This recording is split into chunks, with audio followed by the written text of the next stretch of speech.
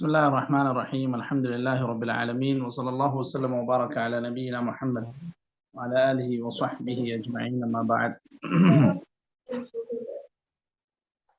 हम लोग अलाम सुन्नत المنشورة لاعتقاد الطائفة الناجية المنصورة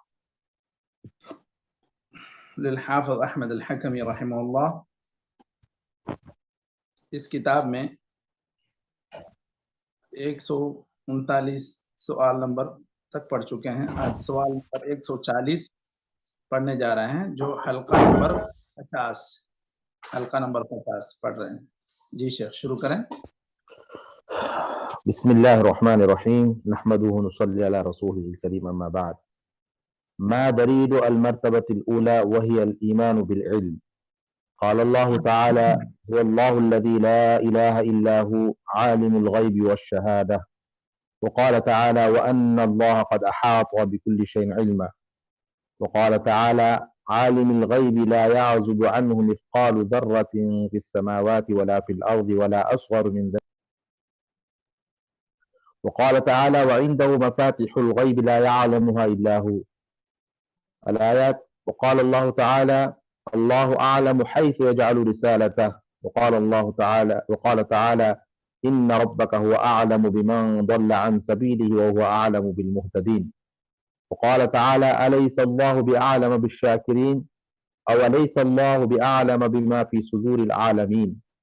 وقال تعالى: وإذ قال ربك للملائكة إني جاعل في الأرض خليفة قالوا وتجعل فيها من يفسد فيها ويسفك الدماء ونحن نسبح بحمدك ونقدس لك قال إني أعلم ما لا تعلمون. وقال تعالى: وعسى أن تكرهوا شيئا وهو خير لكم وعسى أن تحبوا شيئا وهو شر لكم والله يعلم وأنتم لا تعلمون. وفي الصحيح قال رجل: يا رسول الله صلى الله عليه وسلم أيعرف أهل الجنة من أهل النار؟ أيعرف أهل الجنة من أهل النار؟ قال: نعم. قال: فلم يعمل العاملون؟ قال: فلم يعمل العاملون؟ قال: كل يعمل لما خلق له أو لما يسر له. صح. وفيه سئل النبي صلى الله عليه وسلم عن أولاد المشركين فقال: الله أعلم بما كانوا عاملين.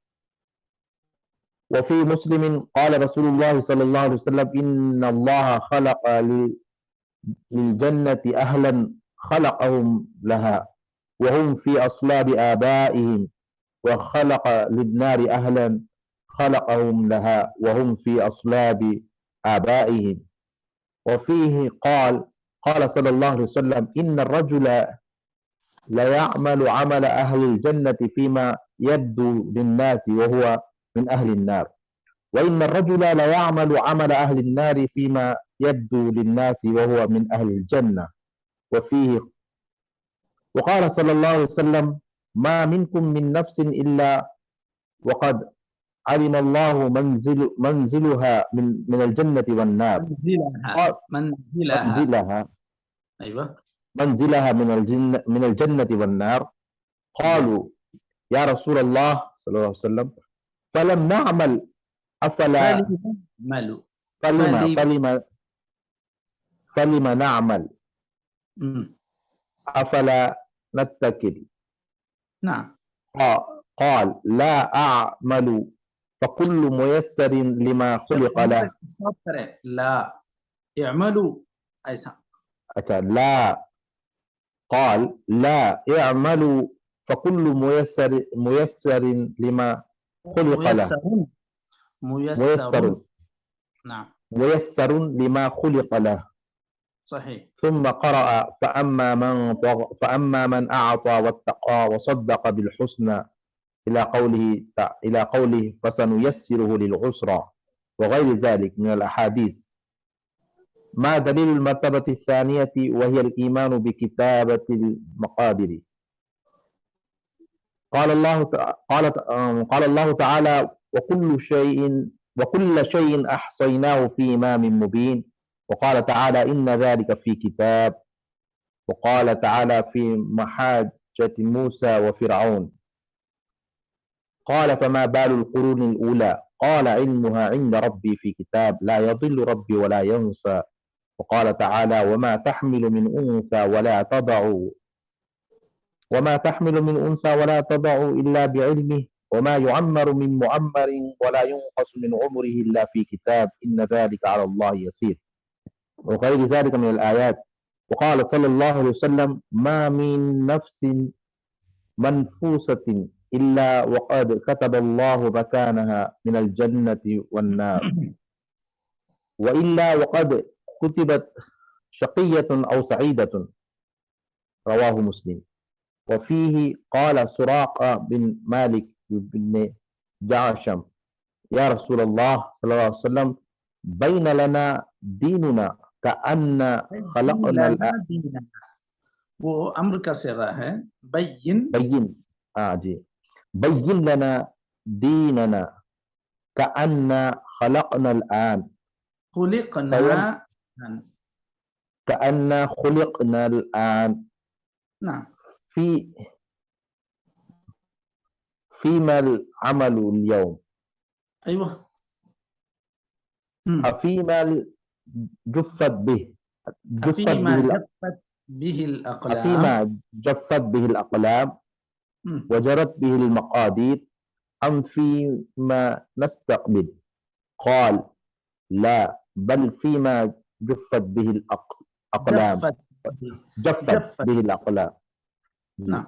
قال لا بل فيما جفت به الأقلام وجرت به المقادير وجرت به المقادير. قال ففيما العمل؟ فقال اعملوا فكل ميسر وفي رواية ميسر اعملوا فكل ميسر وفي رواية كل عامل ميسر لعمله وغير ذلك من الأحاديث. काफी है। ठीक है, एक और पढ़ लें, एक बस और पढ़ लें. كم يدخل في هذه المرتبة من التقادير؟ يدخل في ذلك 5 من التقادير كلها ترجع إلى العلم. التقدير الأولى كتابة ذلك قبل خلق السماوات والأرض. अब किसमें الأولى है? التقدير الأول है ना? जी التقدير الأول जी. أيوة. التقدير الأول كتابة ذلك قبل خلق السماوات كتابة ذلك قبل خلق السماوات والأرض خلق السماوات لام के सुकून के साथ. خلق السماوات والأرض ب50,000 سنة. والأرض خلق السماوات والأرض ب50 خلق السماوات والأرض ب50,000 سنة عندما خلق الله القلم وهو التقدير الأولى. الثاني التقدير العمري حين أخذ ميثاق يوم قال ألست بربكم. الثالث التقدير العمري أيضا عند تخليق النطفة في الرحم. الرابع التقدير الحولي في ليلة القدر. الخامس التقدير اليومي وهو تنفيذ كل ذلك إلى مواضع إلى مواضعه. هذا بالله التوفيق. رسول الله صلى الله عليه وسلم.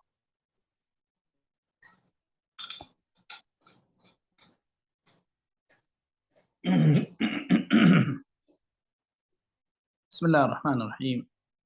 الحمد لله رب العالمين وصلى الله وسلم وبارك على نبينا محمد وعلى آله وصحبه أجمعين. अम्मा बाद, हम लोग आज हल्का नंबर 50 पढ़ रहे हैं और ये सवाल नंबर 140 है. سوال ہے ما دلیل المرتبۃ الاولی وہی الایمان بالعلم.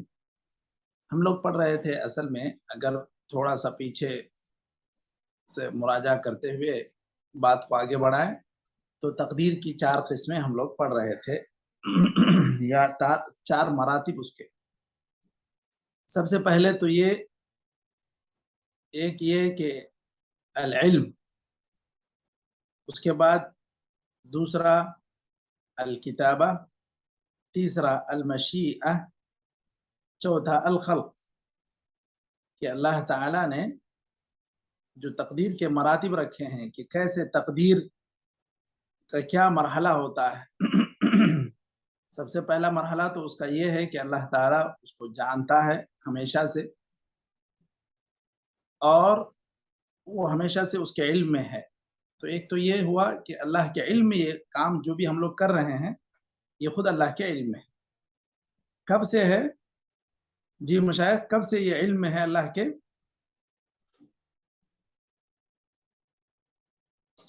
آج جو ہم لوگ کام کر رہے ہیں، پڑھ رہے ہیں، تو یہ اللہ کے علم میں کب سے ہے یہ چیز؟ ہمیشہ سے ہے. مطلب پھر بھی اس کی کچھ توضیح ہے نا، کہ بعض احادیث میں ہم لوگ پڑھے جیسے کہ آسمان و زمین پیدا کرنے سے 50,000 سال پہلے. ایوہ جی.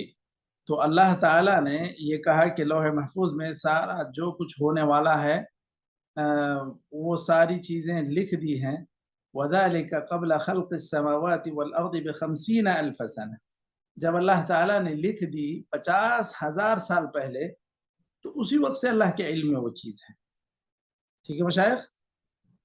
تو یہ سب سے پہلے علم کا مرحلہ، یا ہے کہ مراتب القدر میں سب سے پہلے علم ہے. یہ اللہ تعالیٰ کا علم شامل ہے، ہمیشہ سے ہے، ہمیشہ رہے گا. دوسری چیز الکتابہ، ایک کہ اللہ تعالیٰ نے پھر اس کو لکھ کر بھی محفوظ کیا لوح محفوظ میں. تیسری چیز جو اللہ تعالیٰ کے علم میں ہے، جو لکھا ہے اور جو ہو رہا ہے وہ اللہ کے ارادے سے، اس کی مشیت سے، اس کی چاہت سے ہو رہا ہے. ایسا نہیں کہ لکھا ہے، جانتا ہے اللہ تعالیٰ، لکھا بھی ہے لیکن اس کو چاہتا نہیں ہے، یا ایسا کچھ ہو رہا ہے جو اللہ نہیں چاہتا، ایسا ناممکن ہے. تو یہ ساری چیزیں اللہ تعالیٰ کے مراد، اس کی مشیت، اس کی چاہت کے مطابق ہو رہی ہے. چوتھی چیز، اس کو تخلیق کرنے والا یا اس کو وجود میں لانے والا یہ اللہ تعالیٰ ہے، اسی کو کہتے ہیں خلق. تو یہ چاروں مراتب. اب ہر ایک مرتبے کی دلیل وہ ذکر کر رہے ہیں. الایمان بالعلم، اللہ تعالیٰ یہ ساری چیزیں جانتا ہے، اس پر ہم لوگوں کا یقین ہے، علم ہے، اس پر ہمارا ایمان ہے، یقین ہے. اور یہ اللہ رب العزت کے علم میں ہے یہ ساری چیزیں. تقدیر کے جو بھی مراحل تھے، سب سے پہلا جو مرحلہ علم کی بات جو کہی گئی ہے، تو اللہ تعالیٰ نے کہا هو اللہ الذی لا الہ الا هو عالم الغیب والشہادہ. الغیب جو پردہ خفا میں، جو دکھائی نہیں پڑتا، آئندہ آنے والا بھی یا گزشتہ سے جو اب ہم کو نہیں دکھائی پڑتا، یہ ساری چیزیں غیب میں ہیں، اور اللہ تعالیٰ ان ساری چیزوں کو جاننے والا ہے. وہ شہادہ جو موجودہ ہم دیکھ رہے ہیں کوئی چیز، وہ ساری چیزیں بھی اللہ تعالیٰ کے علم میں. اللہ تعالیٰ نے دیگر کئی آیتوں میں اس کا ذکر فرمایا، وَأَنَّ اللَّهَ قَدْ أَحَاطَ بِكُلِّ شَيْءٍ عِلْمًا. ہر چیز کا اللہ تعالیٰ نے اپنے علم سے احاطہ کر لیا ہے. مطلب یہ ہے کہ ساری چیزیں اللہ کے علم میں ہیں، کوئی چیز اللہ سے اوجھل نہیں ہے. عالم الغیب لا يعزب عنه مثقال ذرة في السماوات ولا في الأرض ولا أصغر من ذلك ولا أكبر.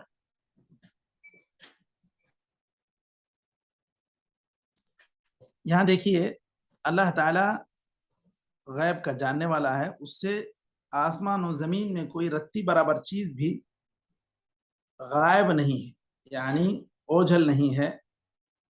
اور اسی طرح کہا دوسری آیت میں سورہ انعام کی، وَعِندَهُ مَفَاتِحُ الْغَيْبِ لَا يَعْلَمُهَا إِلَّا هُ اور اسی طرح اللہ اعلم حیث یجعل رسالتہ، جہاں رسالت بھیجنی تھی اللہ کو، اللہ تعالیٰ وہ سب بہتر جانتا ہے اس جگہ کو، اس مقام شہر کو۔ ان ربک هو اعلم بمن ضل عن سبیلہ وهو اعلم بالمہتدین، کون اس میں ہدایت یافتہ ہیں، کون گمراہ ہیں، ساری چیزوں کا علم اللہ کو ہے۔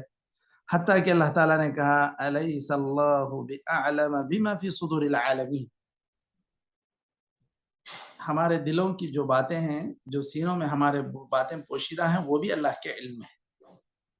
اسی طرح اللہ تعالیٰ نے کہا انی اعلم ما لا تعلمون، فرشتوں نے اعتراض کیا اے اللہ تو کیوں یہاں پر ایسے انسانوں کو پیدا کر رہا ہے جو خون خرابہ کریں گے؟ تو اللہ تعالیٰ نے کہا انی اعلم ما لا تعلمون، آپ جو کچھ سکھایا گیا آپ کو بس اتنا علم ہے، ورنہ اللہ رب العزت کے علم میں جو کچھ ہے وہ سارا فرشتوں کے علم میں نہیں۔ اور اسی طرح اللہ تعالیٰ نے کہا وَعَسَىٰ أَن تَكْرَهُوا شَيْئًا وَهُوَ خَيْرٌ لَكُمْ وَعَسَىٰ أَن تُحِبُّوا شَيْئًا وَهُوَ شَرٌّ لَكُمْ وَاللَّهُ يَعْلَمُ وَأَنتُمْ لَا تَعْلَمُونَ۔ اس آیت کو اگر ہم غور سے پڑھتے ہیں، سنتے ہیں، اس کو تطبیق دیتے ہیں، تو بہت سارے کام ہمارے ایسے ہوتے ہیں جو بظاہر اپنے اندر تھوڑی مشکلات لیے ہوئے ہوتے ہیں، لیکن بعد میں چل کر ہم کو پتہ چلتا ہے کہ وہ جو مشکل آئی تھی وہ زیادہ بہتر تھی ہمارے ہاں، اور یہ اللہ تعالیٰ کو اس سے پہلے ہی سے علم ہے، گرچہ کہ ہم اس کو دیکھ کر اس کا سامنا کرتے ہوئے ہم پریشان ہو جاتے ہیں، لیکن یہ اللہ رب العزت ہمارے حق میں بہتر ہی لکھا ہے، اسی لیے اللہ نے کہا وَعَسَىٰ أَن تُحِبُّوا شَيْئًا وَهُوَ شَرٌّ لَكُمْ۔ حدیث میں کہا گیا، ایک آدمی نے پوچھا اللہ کے رسول کیا جنت والے جہنم والوں سے پہچانے جائیں گے؟ یعنی کون جنت میں جانے والے ہیں، کون جہنم میں جانے والے ہیں، کیا اس کا علم ہو سکتا ہے؟ کیا یہ لوگ پہچان میں آ سکتے ہیں؟ آپ نے کہا ہاں۔ تو پھر انہوں نے پوچھا جب یہ سب ساری چیزیں پہچان میں آ جا رہی ہیں تو پھر جانی جائیں گی تو یہ عمل کرنے کی ضرورت کیا ہے؟ فَلِمَ يَعْمَلُ الْعَامِلُونَ، ساری باتیں جب معروف ہیں، معلوم ہیں، تو پھر کیا ضرورت ہے عمل کرنے کی؟ تو آپ صلی اللہ علیہ وسلم نے کہا کل یعمل لما خلق له او لما یسر له، اللہ تعالیٰ نے جس کو بھی جس کام کے لیے پیدا کیا، جس جگہ کے لیے، اس کے لیے وہ کام میسر۔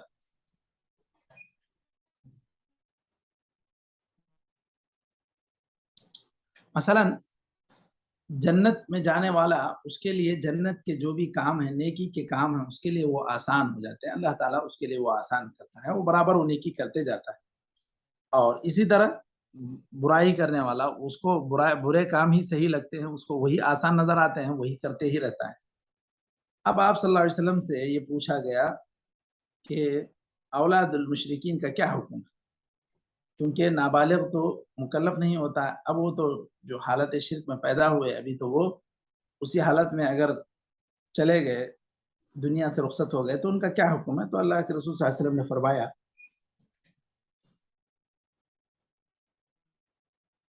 ان اللہ خلق الجنتی اللہ اعلم بما كانوا عاملین، کہ اللہ تعالیٰ کو زیادہ بہتر علم تھا کہ وہ لوگ کیا عمل کرنے والے تھے۔ تو یہاں استشہاد کیا ہے مشائخ؟ اللہ اعلم بما كانوا عاملین، کیا بولنا چاہ رہے ہیں اس حدیث کے ذریعے سے؟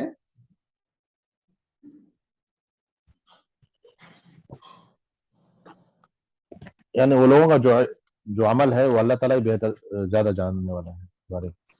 ہاں، تو مطلب یہ کہ اس عمل کی بنیاد پہ اللہ تعالیٰ ان کا فیصلہ کرتا ہے، آپ سمجھ رہے ہیں؟ جی شیخ۔ اللہ تعالیٰ کو علم ہے کہ وہ کیا عمل کرتے تھے یا کیا کرنے والے تھے، اگر وہ پوری طرح جوانی بھی بتاتے اور بڑھاپے تک بھی پہنچتے، تو اللہ کو علم ہے اس کا۔ تو یہ اللہ کا علم جو ہے یہ شامل ہے، ابھی یہ تو بچے ہیں، اگر یہ آئندہ یہاں تک بڑے ہوتے تو بھی کیا ہوتا، یہ بھی اللہ رب العزت کو علم ہے۔ تو اللہ تعالیٰ کا جو علم ہے وہ واسع ہے، اسی سے وہ استدلال کرنا چاہ رہے ہیں اللہ اعلم بما كانوا عاملین۔ اور صحیح مسلم میں ہے، دیکھیے نبی کریم صلی اللہ علیہ وسلم نے فرمایا جنت کے بھی کچھ لوگ پیدا کیے اللہ تعالیٰ نے، جہنم کے بھی کچھ پیدا کیے، اور کب پیدا کیے؟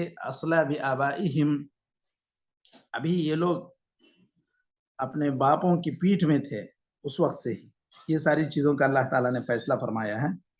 خلقہم لہا وہم فی اصلاب آبائہم، جنتی جہنمی دونوں کو اللہ نے پیدا کیا۔ اور اسی میں مزید تفصیل بھی یہ ہے، دیکھیے کہ آدمی کچھ ایسے کام کرتا ہے لوگوں کو لگتا ہے کہ یہ جنتی ہے، اور لیکن وہ جہنمی ہوتا ہے، تو پھر اس کا اختتام ایسے ہی کام پر ہوتا ہے۔ دیکھیے اسی طرح کوئی آدمی جہنم کا کام، جہنم میں لے جانے والے کام کرتا رہتا ہے، لوگوں کو لگتا ہے کہ یہ جنتی ہے۔ اب اللہ تعالیٰ اس کو ایسے حال میں اس دنیا سے بلا لیتا ہے کہ وہ ایسے کام کرتا رہتا ہے جو جہنم میں لے جانے والے ہیں۔ بظاہر لوگوں کو جنتی نظر آتا ہے، اسی طرح جو بظاہر جہنمی نظر آتا ہے لیکن ایسے کام کر رہا تھا۔ دونوں میں برعکس، دونوں میں برعکس، ایسے لگ رہا تھا لوگوں کو کہ جنتی ہے۔ اس کی ایک واضح مثال ہے جو آپ صلی اللہ علیہ وسلم سے مذکور ہے، اشارہ کریں گے مشائخ؟ ایسے لگ رہا تھا یہ جنتی ہے، لیکن بعد میں پتا چلا کہ وہ جہنمی یا جہنم میں جانے والے ہیں۔ وہی صحابہ اکرام میں مرتبہ کسی آدمی کی تعریف کرتے ہیں ہاں کہ یہ حسب نسب میں ان کا یہ زیادہ ہے، اس میں ان کا عزت ہے، ایسا بلکہ تو ٹھیک ہے، اب ایک تو اللہ کے وہ بھی ہے، رسول ہاں ٹھیک ہے آپ جو کہہ رہے ہیں ایک حدیث وہ بھی ہے، اور ایک بھی حدیث سے مشہور ہے۔ ایک کے بارے میں آتا اس میں جہاد میں اچھا جہاد کرتے ہیں، لاسٹ میں کسی درد کی وجہ سے نہیں ہاں سہ کر خودکشی کر لیتے ہیں۔ جی بالکل، تو جیسے دیکھیے خاص کر یہ چیز کو صحابہ دیکھ رہے تھے، صحابہ دیکھ رہے تھے، جنگ جب سے شروع ہوئی ہے وہ جو صاحب لڑ رہے ہیں اس کی مثال نہیں تھی، اتنی بہادری سے لڑتے جا رہے تھے، سب صحابہ واہ واہ کر رہے تھے، تعریف کر رہے تھے۔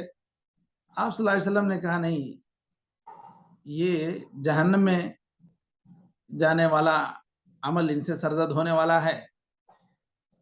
تو صحابہ کو تعجب ہوا، اب ایک صحابی ان کے پیچھے لگ گئے، دیکھیں گے کیونکہ آپ صلی اللہ علیہ وسلم نے کہا ہے اور یہ بات ہونے والی۔ دیکھتے گئے آخر کار انہوں نے وہ انجام بھی دیکھ لیا کہ انہوں نے اپنی ہی تلوار سے خود اپنے آپ کو جو ہے مار دیا یا ہے کہ خودکشی کر لی۔ تو یہ چیز گویا کہ جہنم میں لے جانے والی ہے۔ لوگوں کو تو ایسا لگ رہا تھا کہ یہ جنت میں جانے والے ہیں، کیونکہ اتنی بہادری سے تو کوئی لڑنے کا جو انداز ہے وہ تو جنت میں لے جانے والا عمل ہے۔ ٹھیک ہے مشائخ، تو یہ اللہ تعالیٰ کو جی سر، علم ہے، بظاہر کچھ بھی نظر آئے اللہ تعالیٰ بہتر جانتا ہے۔ اسی لیے دیکھیے مزید یہ حدیث جو ہے مختلف الفاظ کے ساتھ صحیح بخاری میں، صحیح مسلم میں مزید تفصیلات کے ساتھ بھی آئی ہے۔ اس میں کا ایک اور ٹکڑا استشہاد کے طور پہ یہاں وہ ذکر کر رہے ہیں، ما منکم من نفس الا وقد علم اللہ منزلها من الجنت والنار۔ اللہ تعالی ہر انسان، جو بھی انسان پیدا ہوئے ہیں ان میں کون جنتی ہے جہنمی ہے، وہ سب کا اللہ تعالیٰ کو ٹھکانہ معلوم ہے۔ تب صحابہ نے اللہ کے رسول صلی اللہ علیہ وسلم سے کہا، اللہ کے رسول فلیمن عمل، اب تو پھر عمل کرنے کی ضرورت کیا ہے جب یہ اللہ کے یہ علم میں یہ چیز ہے۔ افلا نتکل، وہی جو کچھ لکھا ہوا اس کے اوپر بھروسہ کر کے نہ بیٹھ جائیں۔ آپ صلی اللہ علیہ وسلم نے کہا لا اعملوا فکل میسر لما خلق لہ، آپ سے مطلوب کیا ہے؟ آپ سے مطلوب عمل ہے۔ دیکھیے اب اگر کوئی آدمی اس طرح سوچتا ہے بھئی جو میرے ہاتھ مقدر میں لکھا ہوا ہوگا وہ ہوگا، میں کیوں عمل کروں؟ تو اب اس کا جواب یہ ہے کہ آپ کے مقدر میں کیا لکھا ہوا آپ کو کچھ پتا ہے کیا ہے مشائخ؟ جو بھی آدمی تقدیر کے تعلق سے شکوک و شبہات کا شکار ہوتا ہے یا الٹے سیدھے سوالات کرتا ہے، اس سے ایک ہی سوال کیا جا سکتا ہے، اس سے یہی بات استفساراً وضاحت کے طور پر پوچھی جا سکتی ہے، آپ بتاؤ کہ آپ کی تقدیر میں کیا لکھا ہو۔ جب نہیں پتا ہے تو آپ سے مطلوب کیا ہے؟ اعملو، آپ صلی اللہ علیہ وسلم نے کہا عمل کرو، یہی مطلوب ہے ہر انسان سے، اور یہی شریعت سکھلاتی ہے کہ ہر انسان عمل کرے، یہی اس سے مطلوب ہے۔ دیکھیے پھر اللہ کے رسول صلی اللہ علیہ وسلم نے یہ آیت بھی پڑھی، فَأَمَّا مَنْ أَعْطَى وَاتَّقَى وَصَدَّقَ بِالْحُسْنَى فَسَنُيَسِّرُهُ لِلْيُسْرَى وَأَمَّا مَنْ بَخِلَ وَاسْتَغْنَى وَكَذَّبَ بِالْحُسْنَى فَسَنُيَسِّرُهُ لِلْعُسْرَى۔ تو یہ اللہ کے رسول صلی اللہ علیہ وسلم نے کہا کہ جو آدمی دیتا ہے، پرہیزگاری اختیار کرتا ہے، پرہیزگار بنتا ہے، آخرت کی تصدیق کرتا ہے، تو اللہ تعالیٰ اس کے لیے آسان کر دیتا ہے، بھلائی کو اس کے لیے آسان کر دیتا ہے۔ اور جو آدمی بخیلی کرتا ہے اور آخرت کو جھٹلاتا ہے، اللہ تعالیٰ اس کے لیے یہ سارے کام مشکل کر دیتا ہے۔ تو یہ بات آپ صلی اللہ علیہ وسلم نے استدلال کے طور پہ سورہ لیل کی یہ آیتیں پڑھی، تو اس سے پتہ یہ چلتا ہے کہ اب ہر انسان سے تقدیر کے مسئلے میں مطلوب یہ ہے کہ وہ عمل کرے، اور جو جس کام کے لیے پیدا کیا گیا ہے اللہ تعالیٰ اس کے لیے وہ کام آسان کرے گا۔ تو آج بس یہ ایک ہی سوال نمبر 140 مرتبہ اولا علم، اللہ تعالیٰ کے علم کی دلیل کیا ہے تقدیر کے سلسلے میں، تو یہ سارے دلائل ہیں، 10 آیتیں انہوں نے ذکر کی، اور احادیث سے بھی انہوں نے کئی ایک احادیث 4-5 حدیثیں انہوں نے ذکر کی۔ تو یہیں تک آج رک جاتے ہیں۔ نکتفی بہذا القدر وصلی اللہ وسلم علی نبینا محمد وعلی آلہ وصحبہ اجمعین، والسلام علیکم ورحمۃ اللہ وبرکاتہ۔